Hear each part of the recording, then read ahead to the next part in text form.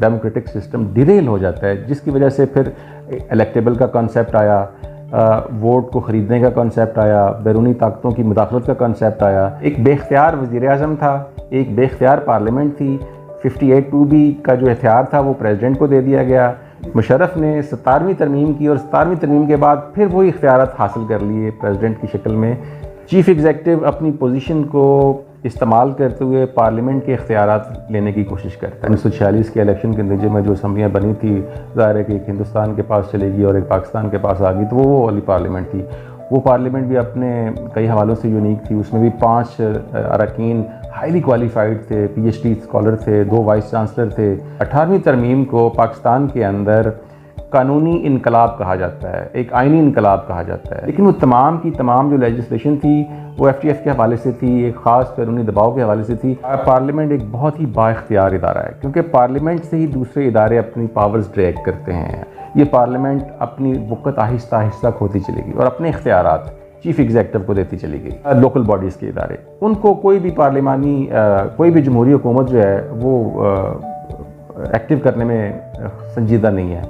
कह लें जितने भी बल्दियाती इदारे बने पाकिस्तान में वो हमेशा फ़ौजी हुकूमतों के दौर में बने। अमली तौर पर इन सियासी जमातों के अंदर भी उस तरह की डेमोक्रेटिक स्पिरिट नहीं होती। जिस 77 में ज़िया-उल हक का मार्शल लगा, 85 तक कोई पार्लियामेंट नहीं थी। खान जुनेजो ने अपनी पहली मुलाकात में ज़िया-उल हक से ये कहा कि जनाब सदर आप यूनिफॉर्म कब उतार रहे हैं। 10 जमातों का एक अलाइंस बना हुआ है। वो ये समझते हैं कि जो मौजूदा हुकूमत है ये एक तरह से वोट चोरी करके आई, ये अपोजिशन का ख्याल है।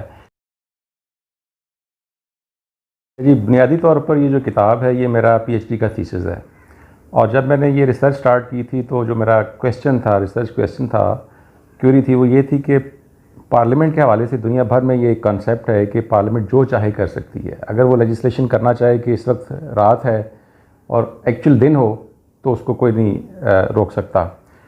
लेकिन पाकिस्तान की पार्लियामेंट क्यों नहीं अपनी लेजिटिमेट टर्म पूरी करती। जब मैंने थीसिस स्टार्ट किया, एक भी पार्लियामेंट ऐसी नहीं थी फ्रॉम 47 टू ऑनवर्ड के जिसने अपनी एक 5 इयर्स की लेजिटिमेट टर्म पूरी की हो। तो ये जो सवाल था ये बुनियादी तौर पर मेरा रिसर्च क्वेश्चन था और जिसकी खोज में फिर मैंने आगे अपना सफ़र शुरू किया कि क्या कोई इनहेरेंट फॉल्ट हैं, क्या कोई इंस्टीट्यूशनल इश्यूज़ हैं, या कोई आउटसाइड द इंस्टीट्यूशन फैक्टर्स हैं, बैरूनी कुछ फोर्सेस हैं कि जो पार्लियामेंट को पूरी तरह से वर्किंग नहीं करने देती। तो इस सवाल को फिर मैंने अपना एक तहकीक का मौजू बनाकर काम शुरू किया जाते हैं। मैंने केस स्टडी के तौर पर पाकिस्तान की जो पहली इलेक्टेड 1 पर्सन 1 वोट के जरिए इलेक्टेड पार्लियामेंट थी उसको अपना मौजूद सुखन बनाया। यानी कि 1970 की जो पार्लियामेंट थी या उस इंतखाब के नतीजे में जो पार्लियामेंट मुंतखब होकर आई थी उसको अपना मौजूद सुखन बनाया। और 1977 तक जैसा कि आप जानते हैं ये पार्लियामेंट वर्किंग करती रही। लेकिन उससे पहले की जो तारीख़ है 47 से लेकर 70 तक की जो तारीख़ है वो भी मैंने इस किताब में शामिल की है। यानी कि एक तरह से पार्लिमानी तारीख़ है। तो 1947 की पार्लियामेंट मैंने इसलिए 1970 की पार्लियामेंट मैंने इसलिए चूज़ की कि ये कई हवालों से यूनिक थी। एक तो ये कि जब ये इलेक्ट हुई थी उस वक्त पूरे पाकिस्तान यानी कि मशरक़ी पाकिस्तान और मगरबी पाकिस्तान के अवाम ने इसको मुंतखब किया था। लेकिन जब इसका पहला इजलास हुआ 1 साल 4 माह के बाद, तो इसका जो ईस्टर्न विंग था यानी कि पाकिस्तान का जो ईस्टर्न विंग था या जो ईस्ट पाकिस्तान से मुंतखब होने वाले अरकान थे वो ज़ाहिर है कि अब पाकिस्तान की इस पार्लियामेंट का हिस्सा नहीं रहे थे। फिर ये पार्लियामेंट जो है ये प्रेसिडेंशियल सिस्टम से पार्लियामेंट्री सिस्टम की तरफ कन्वर्ट होती है। इसी तरह ये यूनिकैमरल से बाई कैमरल की तरफ आती है। और फिर ये है कि ज़ाहिर है कि उस वक्त डीमोरलाइज सोसाइटी थी, ईस्टर्न विंग अलग हो चुका था, पाकिस्तान के हज़ारों फ़ौजी हिंदुस्तान की कैद में थे और हमारे पास अपना कोई आइन भी नहीं था। ज़ाहिर है कि जब ये इलेक्शन हुए तो LFO के तहत हुए थे और इसी पार्लियामेंट को ये टास्क दिया गया था कि उसने एक नया कॉन्स्टिट्यूशन बनाना है। तो इस हवाले से ये एक यूनिक इंस्टीट्यूशन था जिसको फिर मैंने एक्सप्लोर करने की कोशिश की है। मतलब जो पाकिस्तान की पहली पार्लियामान थी वो ज़ाहिर है कि 3 जून के प्लान के तहत जब असम्बली को डिवाइड किया गया और 1946 के इलेक्शन के नतीजे में जो असम्बलियाँ बनी थी, ज़ाहिर है कि एक हिंदुस्तान के पास चलेगी और एक पाकिस्तान के पास आ गई, तो वो वाली पार्लियामेंट थी। वो पार्लियामेंट भी अपने कई हवालों से यूनिक थी। उसमें भी 5 अरकान हाईली क्वालिफाइड थे, PhD स्कॉलर थे, 2 वाइस चांसलर थे। वो पार्लियामेंट भी बहुत ज़्यादा अहम थी। लेकिन ज़ाहिर है कि उस वक्त हमारे और मसाइल थे। रेफ्यूजीज़ की रिहेबिलिटेशन का मसला था, उनको आबादकारी के इशूज़ थे, आइन बनाना था, मुल्क के अंदर एक तरह से एक पूरा सेटअप क्रिएट करना था। उस पार्लियामेंट ने भी बहुत कोशिश की, लेकिन आज की जो पार्लियामेंट है ज़ाहिर है कि ये 1973 के कॉन्स्टिट्यूशन के तहत बनी, और मैं ये समझता हूँ कि ये एक बहुत अच्छा प्रोसेस है जब ख़ास तौर पे 18वीं तरमीम के बाद, 18वीं तरमीम को पाकिस्तान के अंदर कानूनी इनकलाब कहा जाता है, एक आइनी इनकलाब कहा जाता है। आपने सुना होगा कि कायदे-ए-आज़म के 14 नकात हम पढ़ाते हैं यहाँ बच्चों को। कायदे-ए-आज़म के 14 नकात में अगर किसी को पूछे, आज भी पूछें कि कोई एक नुक्ता बताओ, तो वो एक नुक्ता ये भी हो सकता है कि सिंध को बम्बई से अलग कर दिया जाए या जो सूबाई इख्तियारात हैं उनको बढ़ाया जाए। तो आज आप देखें कि 18वीं तरमीम में पाकिस्तान के अंदर सूबों को खुद मुख्तारी दी गई है। इस हवाले से ये काम पार्लिमान ने किया है। इस पार्लिमान ने, यानी कि हमारे इस इदारे ने, ठीक है, 73 के बाद इस इदारे ने एक तो 1973 का आइन बनाया, वो बहुत इंपॉर्टेंट एक कंसेंसस डॉक्यूमेंट है जिस पर पाकिस्तान की तमाम छोटी बड़ी सियासी जमातों का इत्तफाक था। इसी तरह ये जो 18वीं तरमीम है, अगर आप इसका केस स्टडी देखें, एनालिसिस करें, तो ये जो 18वीं तरमीम है, जब ये करने की कोशिश की गई असम्बली के अंदर, तो जितनी भी छोटी बड़ी सियासी जमातें थीं उन सबको नुमाइंदगी दी गई। 25 के करीब इसके अरकान थे, और जब 1973 का आइन बना था उस वक्त जो कमेटी तश्कील दी गई थी उसके भी 25 के करीब अरकान थे। तो इस 18वीं तरमीम करते वक्त कोई एक भी सियासी जमात जिसकी एक भी नशिस्त असम्बली के अंदर, उसको भी नुमाइंदगी दी गई। तो इस तरह इसको कहा जाता है कि ये एक तरह से आइनी इनकलाब है। और मैं ये समझता हूँ कि पार्लिमान जो है, अगर उसको पूरी वेटेज दी जाए, अब देखें ना, ये जो 18वीं तरमीम की हम बात कर रहे हैं, ये एक पूरी डिबेट के बाद एक असम्बली के अंदर इसको ज़ाहिर डिबेट किया गया, फिर सेनेट में ये गई और फिर इसको आइन का हिस्सा बना दिया गया। लेकिन आज क्या है कि अभी मैं एक रिपोर्ट देख रहा था बिल डॉट की, उसमें वो कह रहे हैं कि 2019 में इस मौजूदा पार्लियामेंट ने कम लेजिस्लेशन की, लेकिन 2020 में लेजिस्लेशन के लिहाज से, न्यूमेरिकली नंबर के लिहाज से ज़्यादा लेजिस्लेशन हुई। लेकिन वो तमाम की तमाम जो लेजिस्लेशन थी वो FTF के हवाले से थी, एक ख़ास कानूनी दबाव के हवाले से थी। असम्बली ने अपनी एक पूरी जो कहते हैं कि एक विजडम इस्तेमाल करते हुए लेजिस्लेशन जो मुल्की कवानीन के हवाले से उस तरह की नहीं की जिस तरह के इससे एक्सपेक्ट किया जाता है। उसकी कई वजूहात हैं। ज़ाहिर है कि जो अपोजिशन है हमारे मुल्क की 10 जमातों का एक अलाइंस बना हुआ है, वो ये समझते हैं कि जो मौजूदा हुकूमत है ये एक तरह से वोट चोरी करके आई, ये अपोजिशन का ख्याल है। अगर हम 1973 के आइन को देखें तो पार्लियामेंट एक बहुत ही बाइख्तियार इदारा है, क्योंकि पार्लियामेंट से ही दूसरे इदारे अपनी पावर्स ड्रैग करते हैं। पार्लियामेंट ही उनके लिए कानून साजी या आइन साजी करती है, और पार्लियामेंट ही उनको ताकत देती है कि सुप्रीम कोर्ट के या जुडिशरी के क्या अख्तियारात होंगे, मिलिट्री के क्या अख्तियारात होंगे, ब्यूरोक्रेसी के क्या अख्तियारात होंगे, चीफ एग्जीक्यूटिव के क्या अख्तियारात होंगे। दूसरे जितने भी इदारे हैं वो सारे के सारे पार्लियामेंट से ज़ाहिर है कि ये एक सुप्रीम इदारा है। लेकिन मैं समझता हूँ कि पार्लियामेंट के अंदर भी जो बैलेंस ऑफ पावर है वो डिस्टर्ब होता गया। ख़ास तौर पर जब 73 का आइन बना, 1973 के आइन से पहले, आइन साजी के मरहले से पहले, ये पार्लियामेंट बहुत ज़्यादा बाइख्तियार थी। इसने जो चाहा जैसा चाहा आइन बना दिया, ठीक है, उसमें मुख्तलिफ इदारों के इख्तियारात। लेकिन जब उसका एग्जीक्यूशन का मरहला आया, उसको अमल दरामद का मरहला आया, तो फिर ये पार्लियामेंट अपनी वक़्त आहिस्ता आहिस्ता खोती चली गई और अपने इख्तियारात चीफ़ एग्जीक्यूटिव को देती चली गई, और चीफ़ एग्जीक्यूटिव बहुत बाइख्तियार हो गया। आज भी आप देखें, मिसाल देता हूँ, ये जो स्टैंडिंग कमेटीज़ होती हैं पार्लियामेंट के अंदर, उसकी ज़ाहिर है कि बहुत सारी कमेटीज़ में अपोजिशन को भी नुमाइंदगी दी जाती है और बाज़ कमेटीज़ की हेडशिप भी उनको दी जाती है, और वो कमेटीज़ जो हैं वो फिर अपने अरकान को बुलाने में, उनका इजलास करने में एक तरह से इंडिपेंडेंट होती हैं।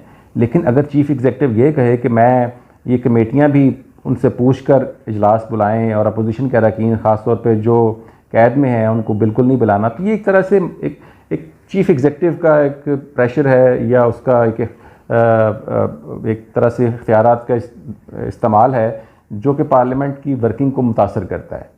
हमारे यहाँ पर प्रॉब्लम ये है कि जो एक पार्लिमानी सिस्टम की एक रूह होती है ना, वो एक तरह से जो बेसिक बुनियादी इदारे हैं जमहूरियत के, वो हैं बल्दियाती इदारे, बेसिक डेमोक्रेट्स, ठीक है, लोकल बॉडीज़ के इदारे। उनको कोई भी पार्लिमानी कोई भी जमहूरी हुकूमत जो है वो एक्टिव करने में संजीदा नहीं है। अब वो जो उनके करने के काम है वो MNAs और MPs करते हैं, और उनकी ये ख्वाहिश होती है कि उनको बजट्स मिलें, वो अपने वसाइल लेकर लोगों को ओब्लाइज करें, और उनको, हालांकि ये जो इदारा है, ये इसका जो बुनियादी काम है वो कानून साजी और आइन साजी होता है। अगर ये उस पर फोकस करें और जो छोटे काम हैं डे टू डे मैटर्स ये बल्दियाती इदारों के ऊपर छोड़ दें तो हमारा ये पूरा जो सेटअप है ना पार्लियामेंट्री वो मुकम्मल होता है। लेकिन हमारे यहाँ ऐसा नहीं है।